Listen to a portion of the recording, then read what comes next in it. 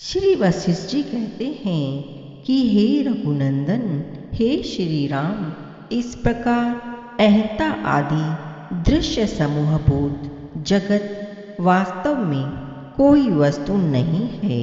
कभी उत्पन्न न होने के कारण इसका अस्तित्व है ही नहीं, और जिसका अस्तित्व है वह तो परब्रह्म परमात्मा ही है। यदि स्वप्न में दिखाई देने वाला पर्वत अविनाशी हो तो वह जगत उसी के समान अविनाशी है। यदि स्वप्न में प्रतीत होने वाला नगर स्थिर हो तो उसी तरह यह जगत भी स्थिर है।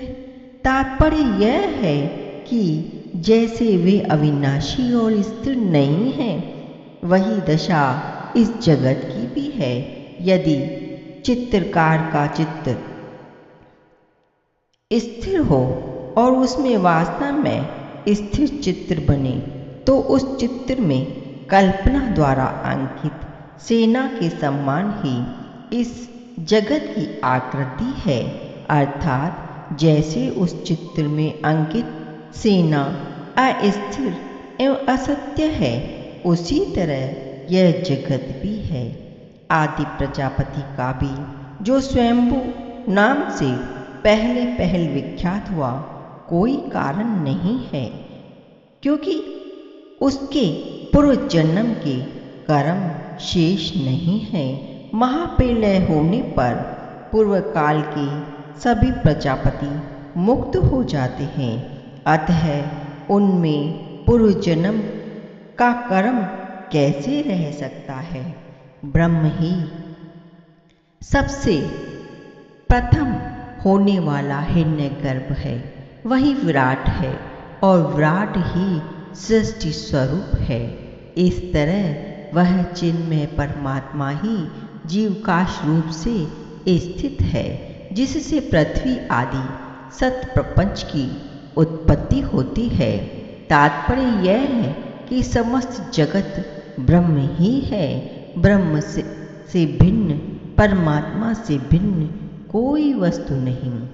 केवल एकमात्र शुद्ध चिद्घन निर्मल एवं सर्वव्यापक ब्रह्म ही सदा सर्वत्र विराजमान है।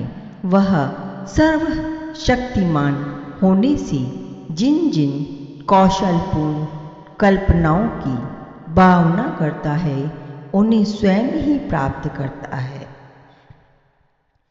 स्वयं तद्रूप हो जाता है।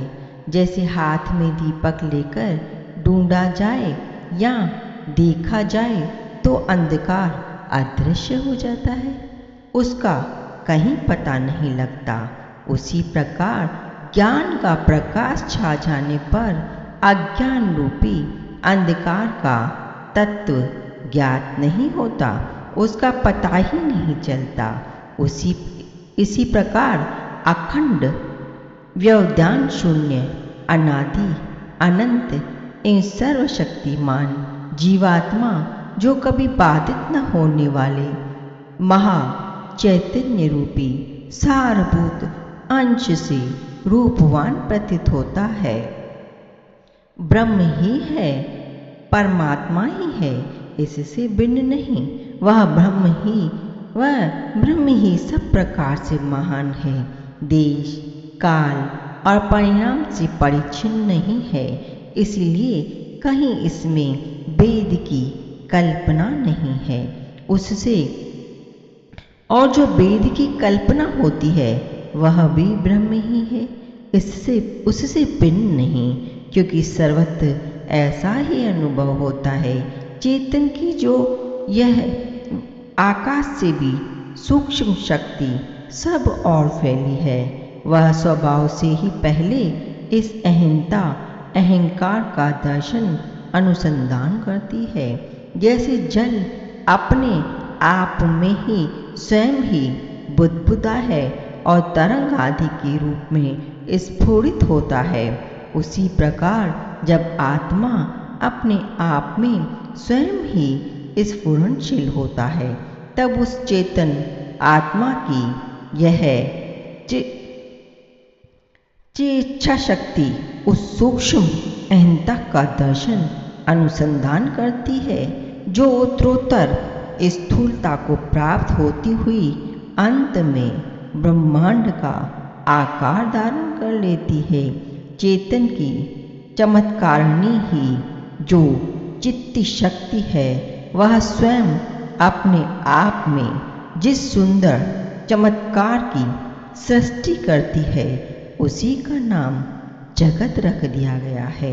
हे रघुनंदन, चैत्य दृश्य भूत जो अहंकार है उसकी कल्पना चैतन्य के अधीन है, अर्थात चैतन्य की ही वह कल्पना है तथा तन्मात्रा आदि जो जगत है उसकी कल्पना अहंकार के अधीन है। इस प्रकार अहंकार और जगत चैतन्य रूपी है। फिर उस चैतन्य में द्वैत और अद्वैत कहाँ रहे?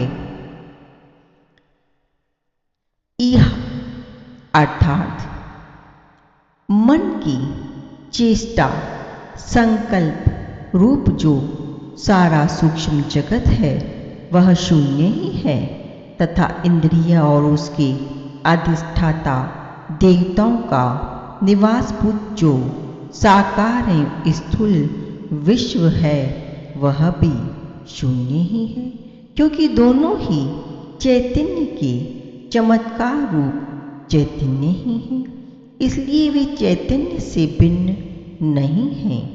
जो वस्तु जिस वस्तु का विलास होती है वह उससे कभी भी भिन्न नहीं होती, अलग नहीं होती। अवयव युक्त जल आदि की विलासभूत तरंग आदि में ऐसा देखा गया है। फिर अवयव रहित चेतन के विलास में अभिन्नता ही उसके लिए तो कहना ही क्या। सदा अचेत्य अदृश्य अथवा रूप से रहित नाम रहित और सर्वव्यापक चैतन्य शक्ति का जो रूप है उसमें उससे स्फूर्ति प्राप्त करने वाले जगत का भी वही रूप है। चैतन्य की जो भिन्न भिन्न आकार में स्फुरनाएँ होती हैं वे ही जगत कही गई हैं। अतः यह जगत उस चैतन्य शक्ति या चेतन आत्मा से भिन्न नहीं है। हे श्री राम, चेतन आत्मा का जो चैतन्य है उसी को जगत समझो। वह चैतन्य जगत से पृथक नहीं है। यदि चैतन्य को जगत भाव से रहित या भिन्न माना जाए तो चित्त चित्त नहीं रह जाएगा, चेतन को चेतन नहीं कहा जाएगा, क्योंकि अपने धर्म या स्वरूपभूत जगत को चेतित प्रकाशित करने के कारण ही उसको चित्त या चेतन कहते हैं। अतः चेतन से जगत का प्रतीति मात्र से ही भेद है, वास्तव में भेद नहीं है। ऐसी परिस्थिति में जगत की पृथक सत्ता कैसे सिद्ध हो सकती है?